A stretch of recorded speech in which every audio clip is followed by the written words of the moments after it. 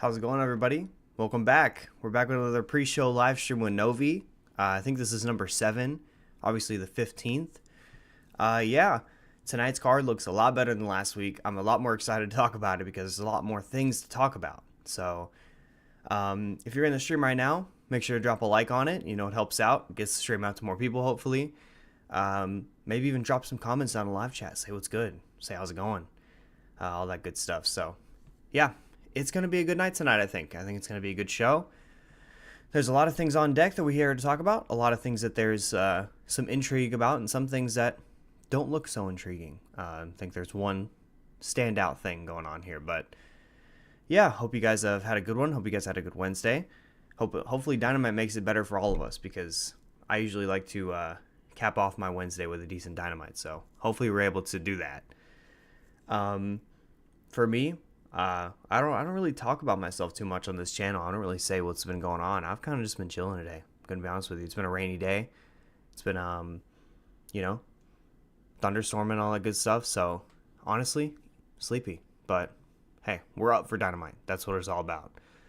So yeah, honestly, first place we should start. I've always debated whether or not to start from the bottom or the top, just because the top usually has more intrigue, but I kind of want to get some of the bottom stuff out of the way, and I don't want to like scatter around. So let's go ahead and start with the bottom. Hook is making his return to Dynamite. I'm not too sure how to feel about this because I don't really know what it's going to entail. I'm hoping no Chris Jericho, but it's pretty obviously going to have some Chris Jericho in it. I can only imagine he's going to have some sort of squash match or something like that. I don't know. I don't really think Hook's in a great spot right now.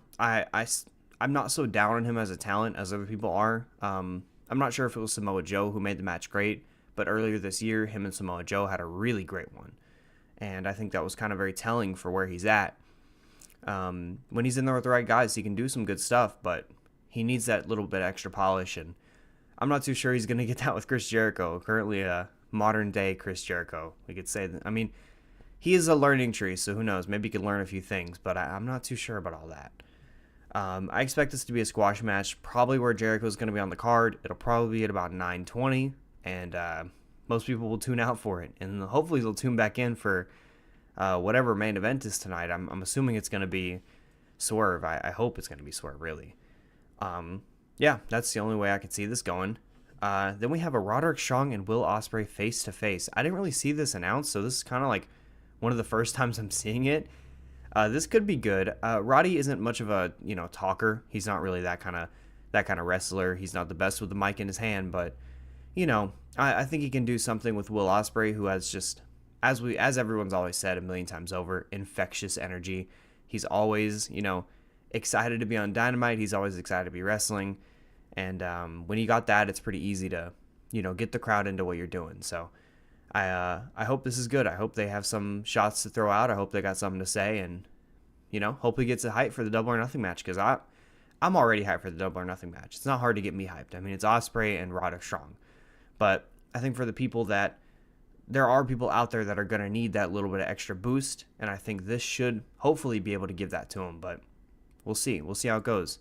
Ospreay is going to bring that energy. Roddy is hopefully not going to do too much character stuff, but hey, you never know these days. He could shout Will in his face a bunch of times, and that'll be about it. But we'll see. Next up on the card, we have Timeless Toni Storm versus Harley Cameron. It doesn't look like they have it here, but this was labeled as a grudge match on the graphic, which is very funny because there's no reason for it to be a grudge match, but it's exactly, it's not anymore. I guess they kind of realized it. They were like, well, I guess people are right, but it's a grudge match, according to them, and I'm still going to run with that because it's funny. Harley Cameron really didn't have that bad of a performance last week, I thought. I thought she was like, she did her thing. She was serviceable at the very least. I'm not too sure that Timeless Toni could have a great match with her, like pull something really great out of her. I'm assuming this will just be good. I really hope they don't give her as much as they gave her versus Mariah. I think that kind of served no purpose because she's not anyone who's going to be like a big player in the division. At least I hope not. So I really hope she just kind of gets beat. This should only go 3-4 minutes. I wish there was another women's match on the card, really. Like, Tony should just demolish her. Like, truthfully, she should. Because that's what would make the most sense. But you never really know with this sort of thing. Yeah. Hopefully it's a good match. Here, let me make sure of something real quick. Hang on. Got him. Okay.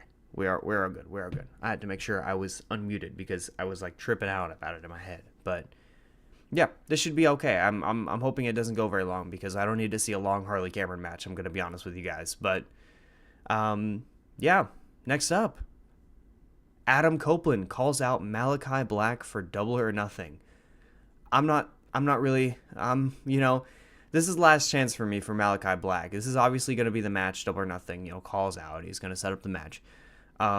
This is the last chance for Malachi. I'm taking the under on back bumps, as I've made pretty clear a few times. I'm taking the under on it, but I think there is a chance that he could do something good. He can kind of bring out that old Malachi, but I'm just not too sure. I think a lot of people, there was a lot of people that are really excited for this match. And I think it's because a lot of people really want the old Malachi. They want the guy who they used to know from NXT and even before, or even kind of early AEW, but he just hasn't really been that guy. And even in trios where I think there was a bigger chance of him to be that guy, I think there was more opportunity for him to be that. He just hasn't been able to do it. So I'm not too sure if Adam Copeland's going to be the one to get it out of him, but I do hope that he is. I do hope that there's something fun here. I hope this is an interesting match, but it'll be very telling. And Adam Copeland, he had a good one last week, I thought. I enjoyed the match with Brody. I thought that was it was just a heated little match. They were bleeding. They were doing all their good stuff.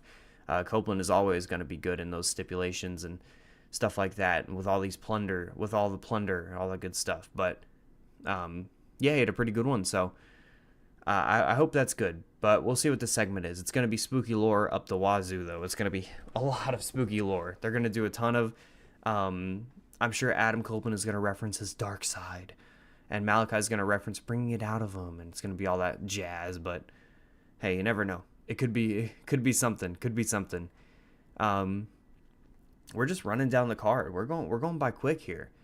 Willow Nightingale versus Mercedes Moné contract signing. This should be really good. I'm really excited for this. Both, they had a great promo at Daly's Place.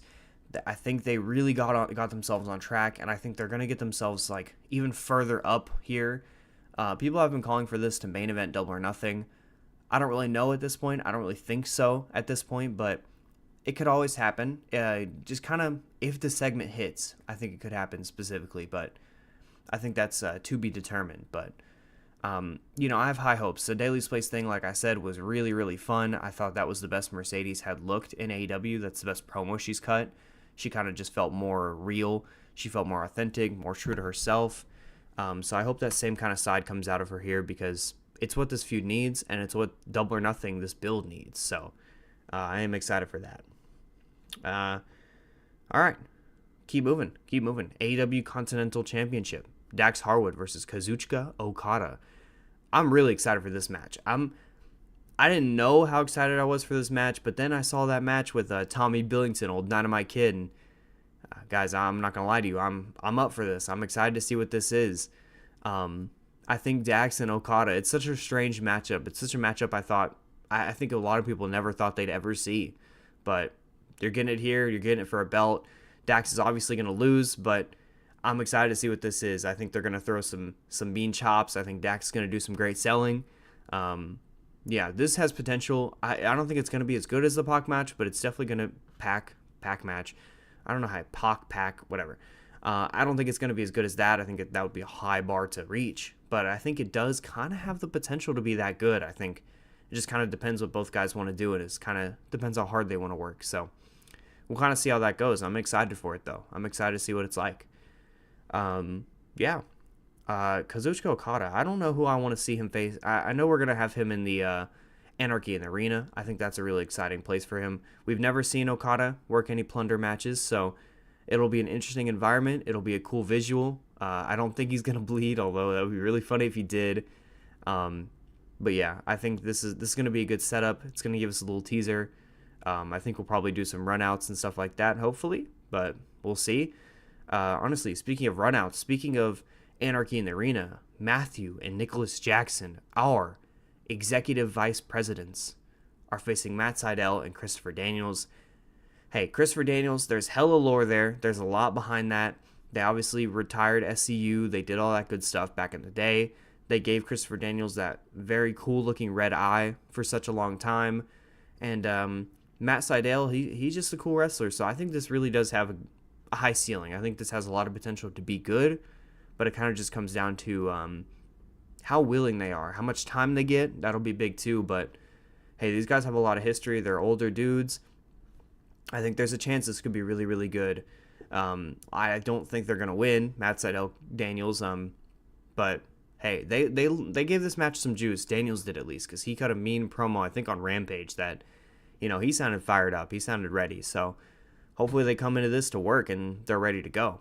But speaking of tag teams, Jon Moxley and Bryan Danielson versus Kyle Fletcher and Jeff Cobb. I don't know if this is the United Empire. I don't know what this is. I didn't know Fletcher was still in the United Empire. Maybe there's going to be something here with that, like the Don Callis family, but with Don Callis, I mean, I'm not too sure. But this should be a really good match. I am truly very excited for this. I think, obviously, it's Moxley and Danielson teaming up. I mean, a part of you is just like, it doesn't really get much bigger than that, It doesn't really get much cooler than that in a lot of ways. And when they're facing two guys that are, I think, as good as Kyle Fletcher and Jeff Cobb. I've always been really high on Kyle Fletcher. I think Cobb has a lot of untapped potential. So, I think there's a lot of potential for this to be really great. I think it just kind of depends on how much time they're given. And I think they're going to be given a while because it's your two top stars. And honestly, I imagine this opens the show. I could maybe see Okada Dax opening the show. But I think this opens, and I think it's going to be great. It's Danielson, Moxley. Come on, it's obviously going to be great. Give me 1 second, real quick. Let me just hit a refresh, real quick. I want to see something. Sorry, there we go. Want to check something out here. All right, we're back. I guess it's time for the main event. I guess we're here ready to talk about it. Swerve Strickland versus Brian Cage in an AEW World Title Championship.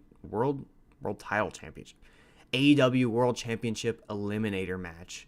I know there's been some Eliminator discourse on the timeline today, and I will not engage in it because I really don't care that much. But, I kind of, like, a part of me understands why people are upset about it because I don't really remember too many people winning the Eliminators. But, look, man, it's just a way to it's just a way to make it a little less predictable, and I think that's a good thing because I think that's the most thing that kind of gets me engaged with pro wrestling and these matches when I don't know who the winner is going to be. I think that's like a really easy way to get people to lock in and really pay attention to the match. So I think if they want to use that to do that, then sure, I have no problem with it.